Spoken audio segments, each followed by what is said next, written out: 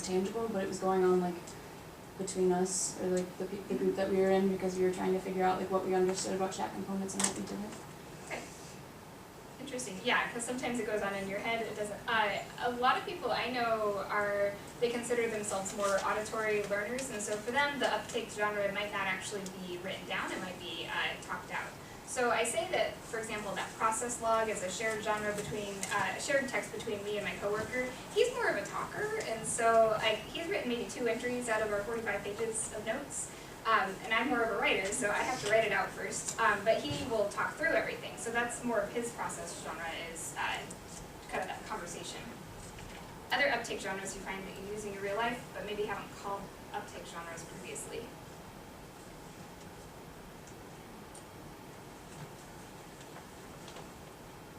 One more. Like using a planner, maybe?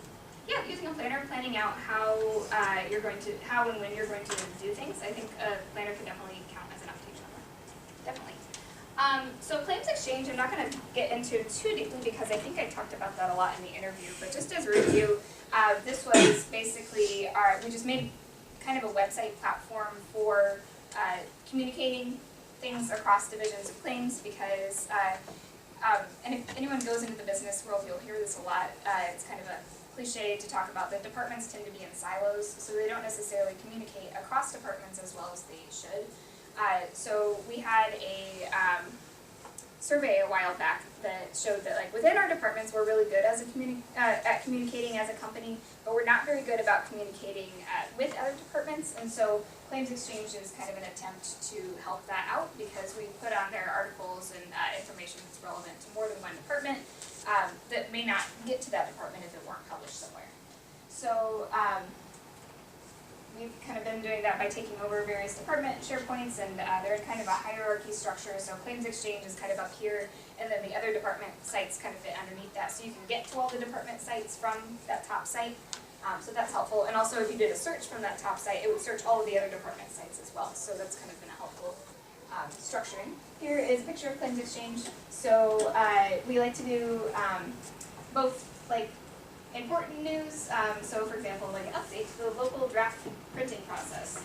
But then we also like to do kind of some fun things that create a sense of community. So we like to do Throwback Thursday pictures now and then. We've also been doing a series of videos called A Day in the Life. So we go and like do videos of different departments and what those departments do, because we find that our department is very centrally located.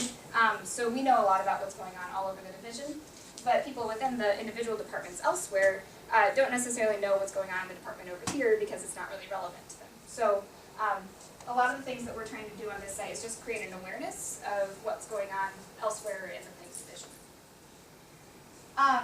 We also found with it, and I talked about this a little bit in the article, that that whole adage of if you build it, they will come is absolutely not true online. So we developed an awareness campaign. So we had kind of a snappy video that we made. We sent emails from management, so there was a lot of work that went into this, just meeting with different people and using kind of whoever had authority or clout in different areas of the division to kind of push for getting this website started, because if we didn't have their buy-in, it wasn't going to go anywhere. So we had to do a lot of people networking to get this genre off the ground, or this text off the ground. In terms of how people get there, and we're actually still having issues with this. I realized I was sitting through a training class last week, and we had a lot of folks who have the website saved as a favorite, and that's the department that we're having trouble getting them to go there because they have it as a favorite on their desktop, so if they click on it, they can go to Claims Exchange. But if they don't click on it, they never go there. So what we did instead, what we really suggested was that they set it up as 2 tabs, as 2 home pages. So does anybody have your browser at home set up where you have like default home pages that are several things? Seeing a couple nods. So we have our company-wide intranet site, which is called Passport, is our first tab, but then our second tab, we have them set up that as an automatic homepage. Every time you open up the internet, Claims Exchange should appear. So I think I have a picture of our wonderful 2 tabs. So here, for example, is Claims Exchange as the second tab. So when I hit my internet, it comes up automatically. So I don't have to think, I want to go to Claims Exchange right now. I have to think, I'm going to go to the internet right now, which is something that people do as part of their regular activities far more often during the day, rather than having to just click on a favorite on their desktop. bit about the department sites that we've done underneath Claims Exchange. What was really interesting with these sites was just the research process that we used to put them together. So a couple of the ones that we've done are the Loss Reporting Unit and the Central Claims Office. So these two departments handle auto claims, just different types of auto claims. And they already used their department sites, but they were really disorganized. So we did a couple different things in our research process to help them make their sites more usable. So we worked with adjusters from that department, and we asked them, okay, what do you call the documents that you're using? So rather than us, who are outsiders from their department, designing and being like, hey, this is the structure we think you should use, we had to ask them, okay, what do you call this thing? What's the word that you would most often use for that? And then how would you organize this? Like, how, in your thought process, did these ideas go together? How should we group these ideas? So that was a big part of that process, so looking at how the groups themselves understood the relationship between the material. And then one of my favorite things we did was go and observe people working. We discovered, for example, that these groups don't like watching video. So these are the groups I talked about before, that they're a lot of times on headsets all day, and their headsets are plugged into their phones, but in order to watch a video, they'd have to hit a switch on it to make it pick up sound from their computer. So it's a really minor thing, but if they got a phone call in the middle of a video, for example, they have to remember to hit that switch, otherwise they'd answer the phone and the client would be like, no one's talking to me, this is weird. So these groups, we have found that we have to publish things differently on Claims Exchange. We do a lot more transcripts in addition to videos now because we know that they don't necessarily watch the videos, but we still want to communicate with them in a way that works for them in their ecology. We also combined some frequently referenced documents into a state map, and then there was also an instance of genre thievery, but there's a picture of that in a second. So this is the state map. This was about 4 or 5 different documents that everyone that I went to observe had all of these reference documents hanging up in their cubicle because they were things that they referred to a lot. And I was like, you know, I think we can combine all of these into like a single document. So we have the time zones represented, we have the regions, so our company is kind of, especially on the field side of things, is divided into different regions, so you can see that by the color. The state codes are listed on the map, and then each of those states is clickable, and you can go and click into that map and see if there are any laws in that state that change the way you have to handle claims in that particular state. Another thing that I saw one of the departments doing was, so this is our claims system called Siebel, and one of the departments has this procedure that they train all of their new employees to do, where they put a little notepad here at the bottom of the screen, and as they're going throughout Siebel, because they go from screen to screen throughout that process, they'll copy and paste key information into this notepad that they might need on a different screen later. Because the downside with copying and pasting is that you can only copy one thing at a time, but if you have multiple pieces of information you're collecting from multiple screens and need to put them on a new screen, having a place where you can just kind of throw those as you're working along worked really well. So I found that I actually got a lot of use out of this in coding. So when I'm putting my website stuff together, I'll a lot of times have like a URL from here and a title from here and several different things that I'm running all at once, but they're coming from several different screens. So I stole their notepad genre and started using it in my own practice. So kind of transferred from someone else's context into mine. Sorry, I'm going to just take a drink of water real quick. All right. Auto rental, I think, did I talk about auto rental in the interview? I don't remember. Don't remember? It's been a couple weeks anyway, I think so. you did, but I'm not sure. I've got 2 last projects I want to kind of talk about a little bit then. They're kind of related because I transferred a lot of what we learned from the first project into the second project. So we found in our division that we're having an issue with auto rental. Auto rental spending is higher than it should be by approximately $3 million. And this expense is mainly controlled by the Loss Reporting Unit and the Central Claims Office adjusters. So if you were in an accident and your car was getting repaired, you might have a rental endorsement on your policy that allows you to get a rental car.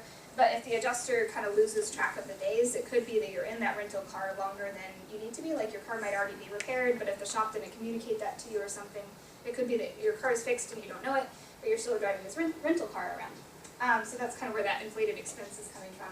So we researched it, we got some data from the auditing department, the training and the auditing department partner together, so we worked together a lot. And we reviewed our training materials to assess what the adjuster should know. And we decided it was actually probably more of an awareness issue because they know how to do the auto rental procedures, but they weren't necessarily doing it because they were unaware that the expense was getting out of hand. So we developed this awareness campaign called Wrangle Your Rentals, and it actually did have the theme from Rawhide partway through, which was kind of interesting. We had this video showing some of the statistics. We had reminder handouts of what the procedures are so they can make sure that they check all those things. We developed some talking points for their supervisors so they were getting kind of the information from several different angles. My favorite thing we developed was a set of memes that we were going to hang around the offices, and I can show you a couple of those in the next screen. I'll let you read it while I put it in for you.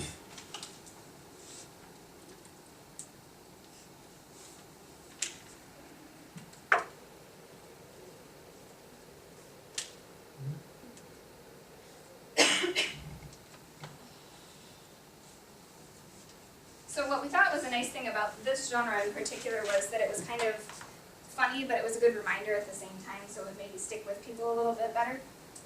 So we also had to pitch our ideas to the management and let them know what our goal was and how we were going to carry it out. So this was kind of talking through some of the different components that we developed. And it was a good plan, but it completely flopped, as it turns out.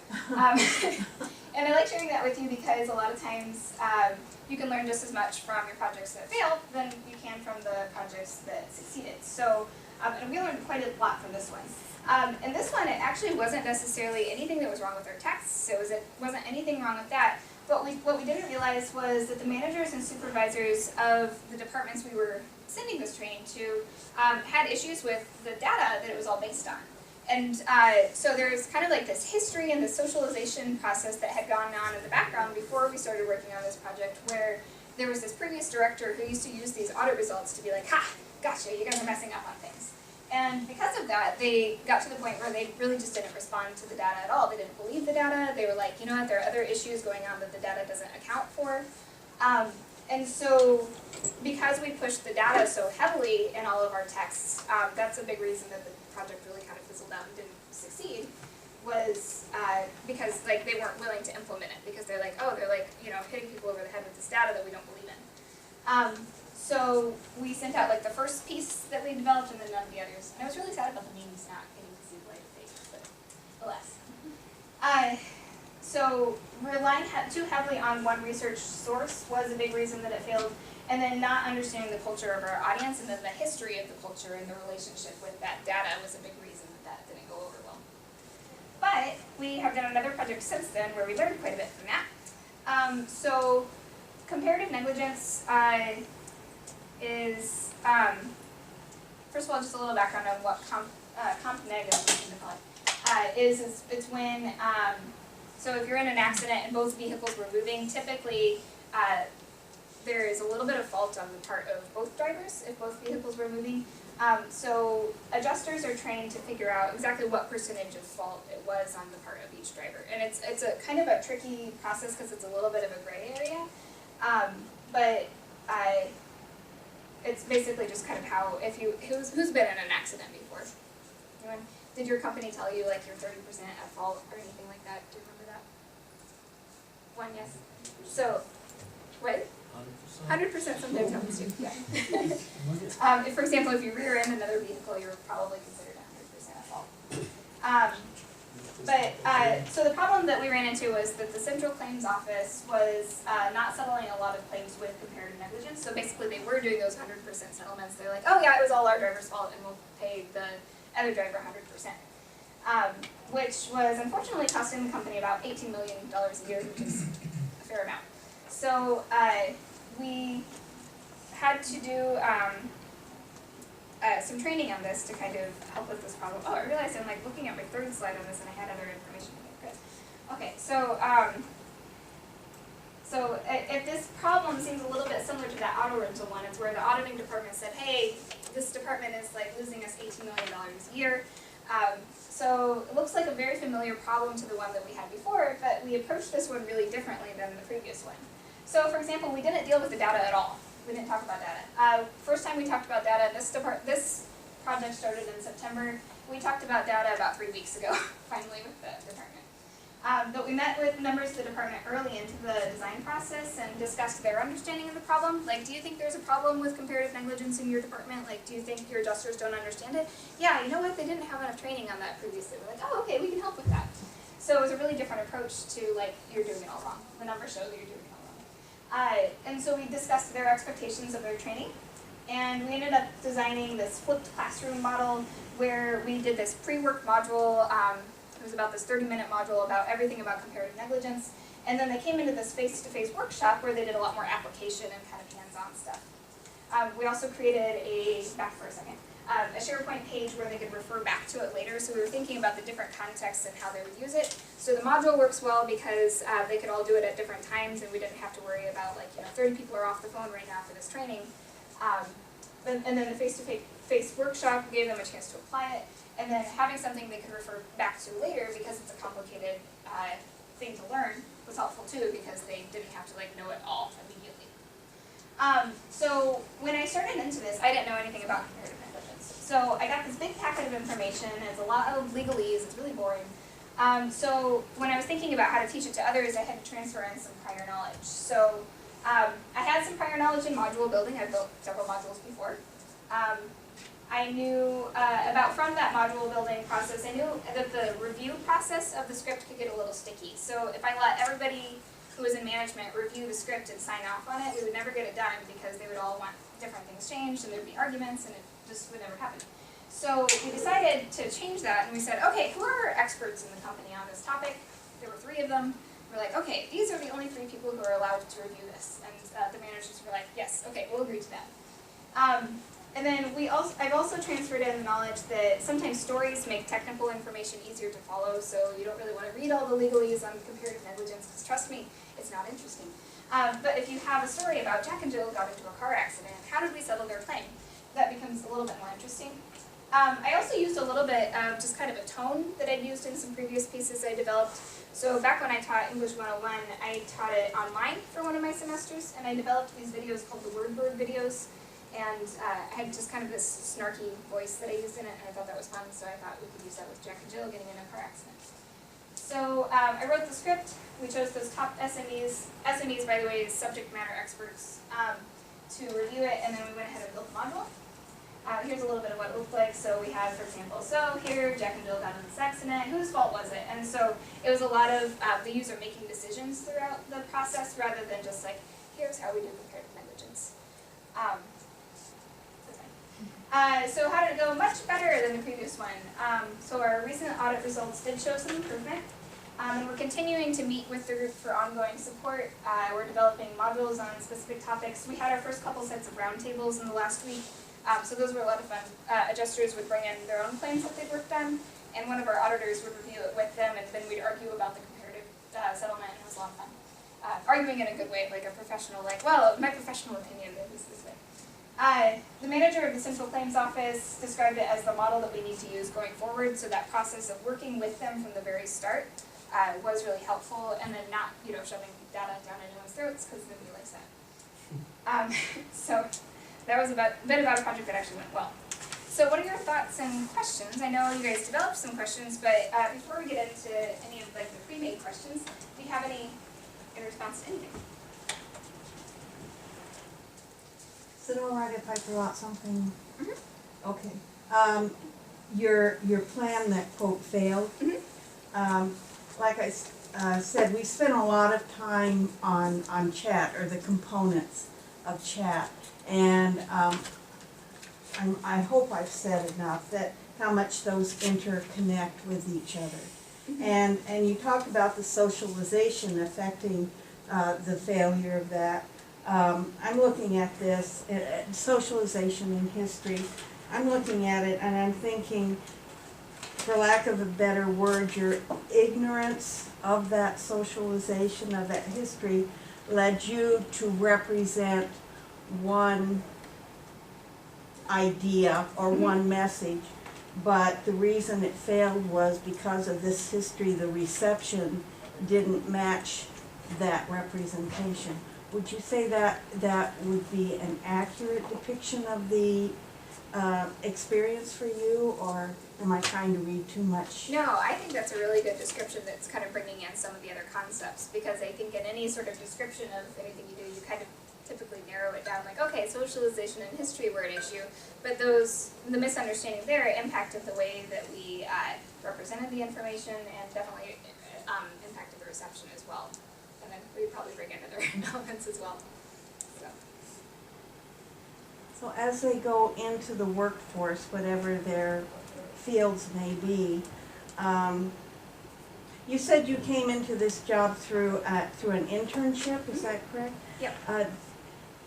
Did that help you acquaint yourself with the socialization or with the environment, or even, for lack of a better word, the ecology in which you were working?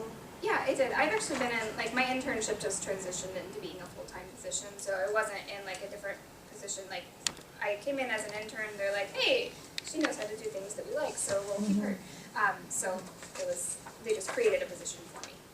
So it wasn't really, but I've kind of become familiar with the culture of the division as a whole, but also the culture of the individual departments, because when we're communicating with one group, we do it really differently than when we're communicating with another group, depending on both their culture and then also the ecology that they're working in. Yes? You were like a teacher when being like the working in country as well, like you were able to take on both? I taught, one semester there was at ISU, I was teaching and working at country. There's a lot to do. So, but I was only teaching the one class here, but then I was also taking classes, the online class, so, yep. Yes? A little off topic, but how'd you end up working in Kazakhstan? How I work in Kazakhstan. My sister lived there for 3 years. Her husband's from there. They're moving back this summer. But, yeah. So. It's a great place, really. Okay, also an off-topic question, but like, you went to like multiple different, like lots of different areas and did lots of different jobs. Mm-hmm. Do you think that like kind of like helps you become like a more versatile person, like more understanding of like your clientele's needs, I guess? I think it definitely can, because like if you're intentional about it, if you're thinking, oh, that thing that I had before doesn't relate at all to this thing that I'm doing over here, and you intentionally block off any opportunities to transfer, then yeah, there is that risk that you won't do that. But I think that having kind of different backgrounds can inform the way that you think about things. So, and just because, like, you've thought of things in different cultural perspectives. So, and I use the word culture really broadly. So, like, a workplace is a culture, or, like, your family is a culture. So culture isn't just, like, nationality is your culture, because that's kind of vague. But yeah, like, so the different ways that the different groups that you've been in thought about things informs the way that you think about things. And then, so when you're in a new situation, you think about things not only in the way that your current context does, but in the ways that your previous contexts have. So I think that informs that. Example, antecedent genre. Lots of antecedent genres, yeah. And antecedent knowledge. Yep.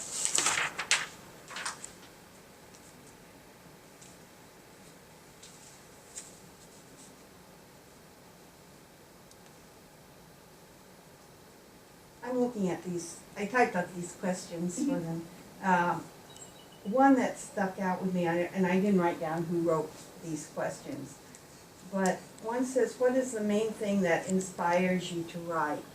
And I think that's a question that could be applied to your workplace as well as outside the workplace, especially if you're hitting coming up against this brick wall, for lack of a better word, writer's block, whether in the workplace.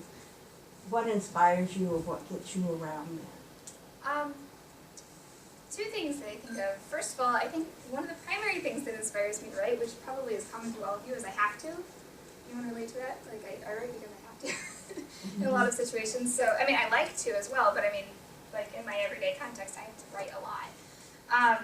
But one of my favorite things are writing program speaker a couple years ago, Anis Bawarshi, and he's the big guy in Uptake. So if you've heard of that, if you like the concept of Uptake, you have him to thank for it. If you don't like it, you have him to blame. But one thing that he said that has really stuck with me is writer's block is not really a thing, but it's a failure to transfer. So if you're in a situation and you're like, I'm looking at this thing that's hard and new to me, and I don't know how to do it, and I'm just coming up against this wall, you have to think about, okay, well, what knowledge do I already have? What situations have I been in before that might equip me to do it in this new situation? So writer's block, and I think that kind of relates a lot to procrastination too, is you come into this new situation and you're like, I don't know what I'm doing, and so I want to put it off. But if you can like think about, okay, what am I about to do? What are the small steps involved with that? Do I know how to do those small steps? Do I know how to, what prior knowledge do I have that'll help me with that? Or do I need to research and get some new knowledge and skills before I can do those things? That kind of helps get through that writer's block, I think, for me personally. Yes? You're talking about like culture, like in different places, but I know that like some businesses have, or companies have certain culture. What's the culture Definitely. at Country?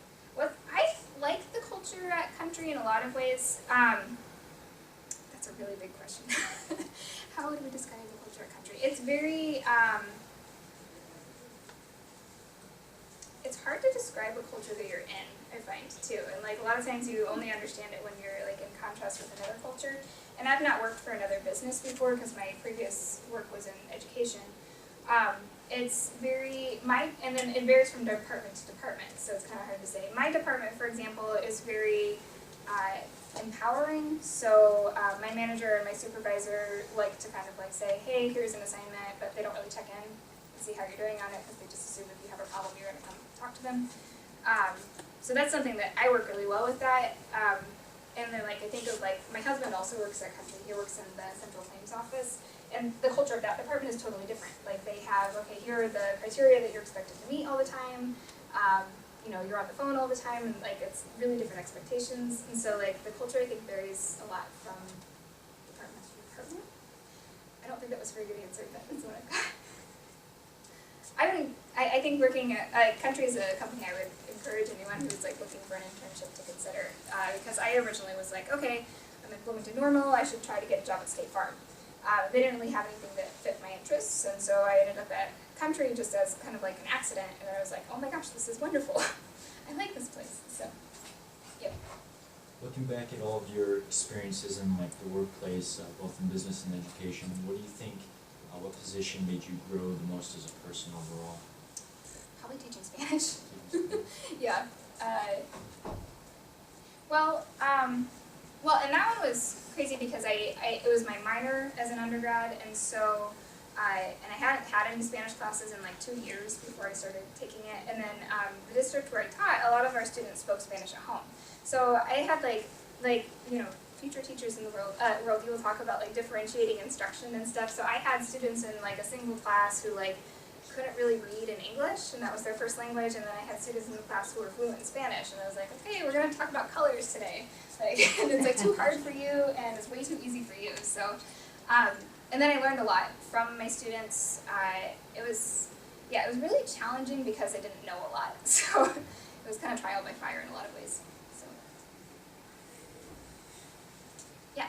Kind of a related question, but like with the different majors that you chose and all the different like positions that you've had so far in your lifetime, would you say that like working at Country Financial like fits all of like everything that you've done basically? In a lot of ways, yeah. So that was kind of one of the great things about it. I'm like, I'm in a job that uses like all of my education. So it actually uses a lot of my job experience that wasn't part of my formal education too. So I was gonna say you have like a very like you have your English and Spanish background. It just doesn't seem like working at Country Financial would be like a good fit. Right off the top of your head, like Yeah. that's where I could work. But. Right.